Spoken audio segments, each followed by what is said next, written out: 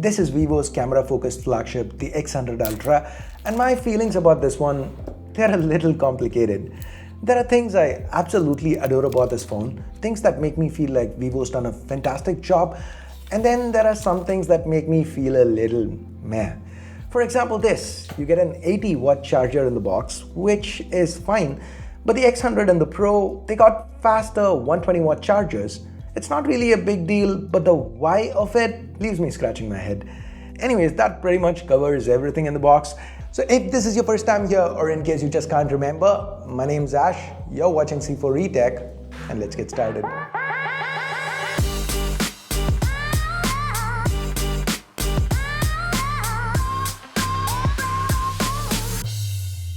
Now that 80-watt charger still gets the ample 5500 mAh battery to full charge in a little over 30 minutes.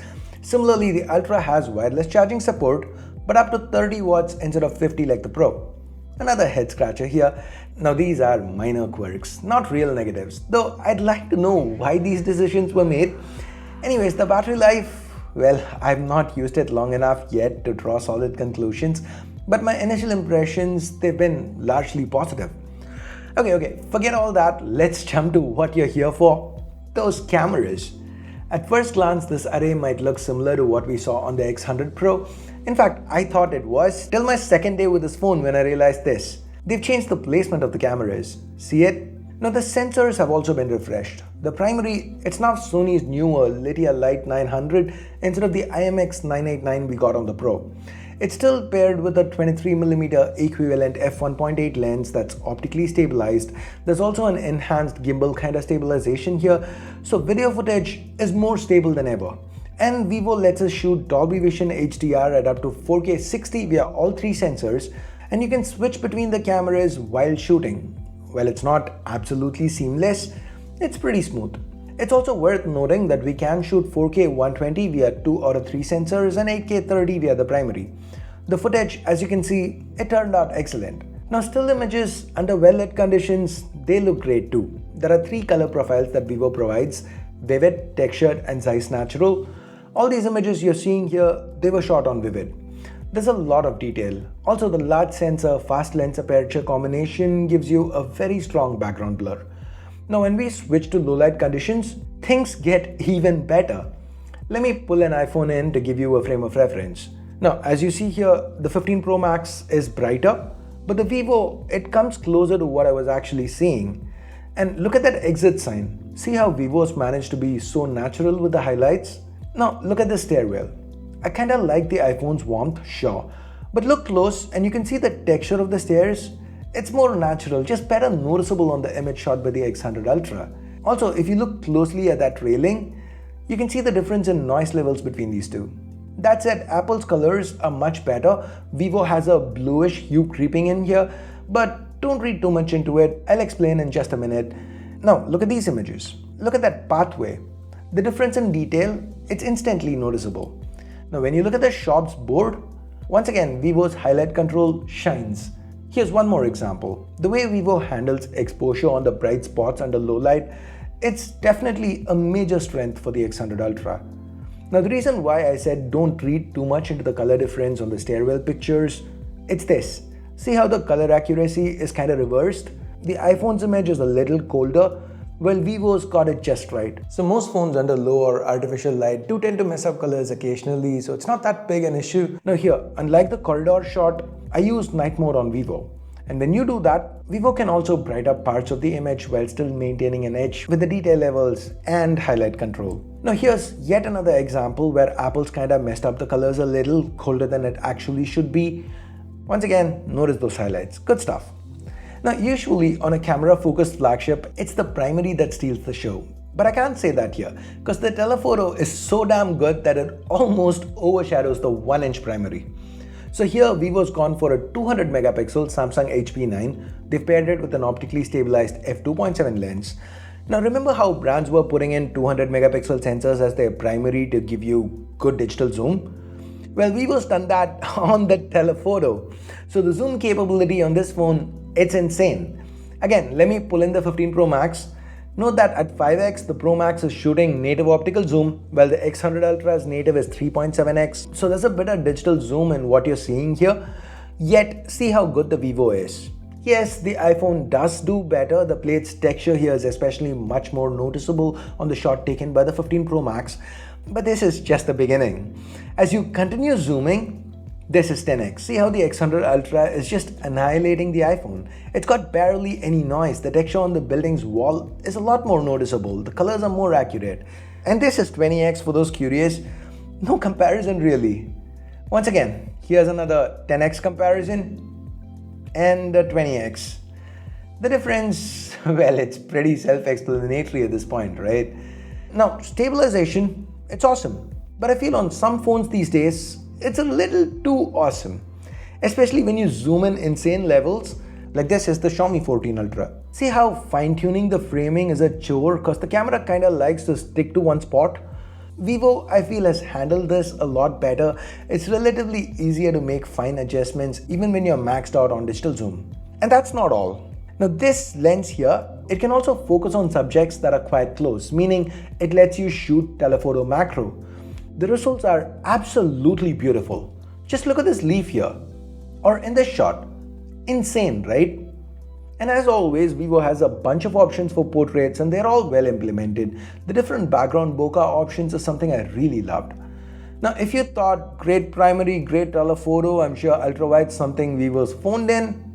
Well, think again, because you couldn't be more wrong. Remember the 50 megapixel Light 600? That half-inch sensor that brands have been proudly marketing as a primary on multiple mid-range phones? Well, that's what Vivo's using for the ultra-wide. It's paired with an f2.2 lens and the results are, again, excellent.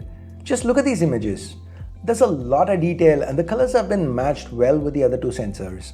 Now the selfie camera, that's been refreshed too. It's another 50 megapixel sensor paired with an f2.5 lens, and obviously it does a great job.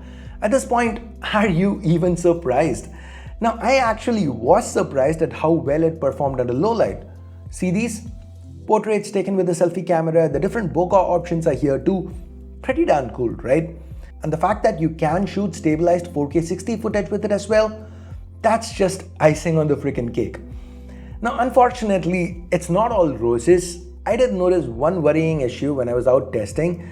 After about 10 or so minutes of using the camera, the phone got quite warm, and more importantly, it started dropping frames all over the place. Now, it's early days and I really hope Vivo fixes this, but as things stand right now, this is definitely a con, definitely a negative. Now this phone, it's powered by Qualcomm's flagship Snapdragon 8 Gen 3. It's paired with 12 or 16 gigs of LPDDR5X RAM and up to a terabyte of UFS 4.0 storage. By now, I'm sure you know what the numbers are for this spec combination, and Vivo delivers on that front. When pushed, when say you're playing a game or shooting a video, the phone does tend to warm up, but outside that viewfinder stutter I showed you, there's no real impact on performance. This phone is running on Origin OS in China, and if it does go global, it should come with FunTouch OS like every other Vivo launch. The interface, the experience, it's really good. Apps were quick to launch, everything felt fluid, very responsive. Now on a 3D Mark stress test, the X100 Ultra retained about 70% of its original performance after being pushed continuously for 20 minutes. Now while this is a step up from the abysmal results the X100 Pro got, it's definitely not the best option if gaming is high on your list of priorities. Also, whilst gaming, the huge camera array, it might be an inconvenience. To be honest, it kinda is something you'd notice even when you're not gaming, even when you're just using the phone. Ergonomics is definitely not a strong suit for the X100 Ultra.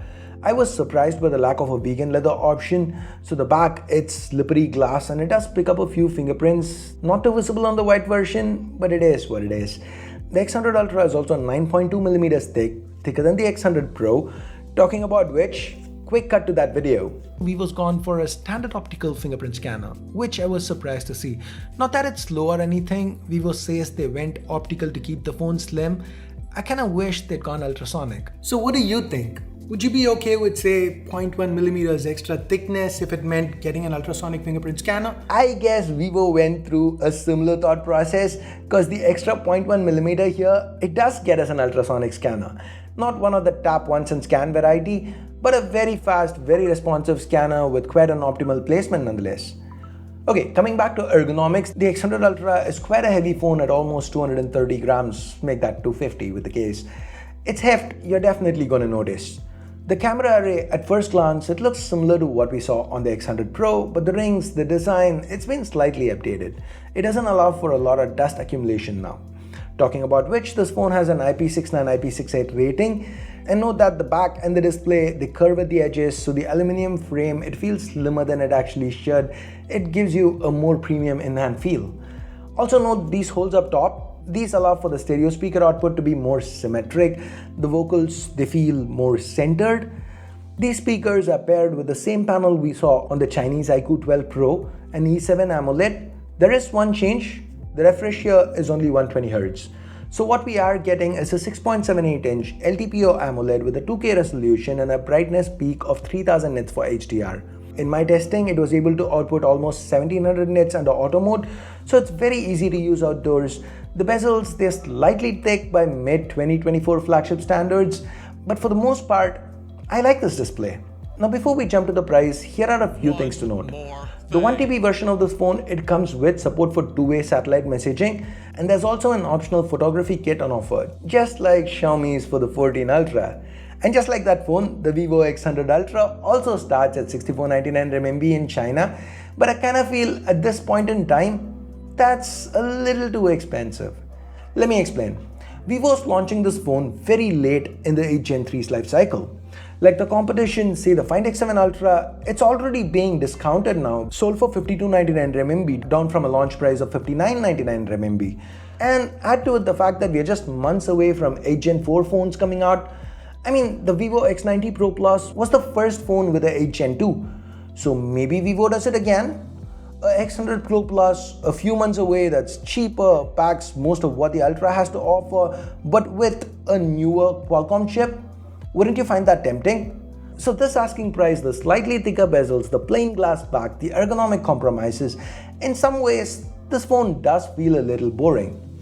But then again, if you're even half as much a camera nerd as I am, I'm sure you'd find the X100 Ultra brilliant. What do you think? Let me know in the comments. So I guess that's it for this video. Let me know what you think about this phone in the comments below. Thanks for watching. Ash out.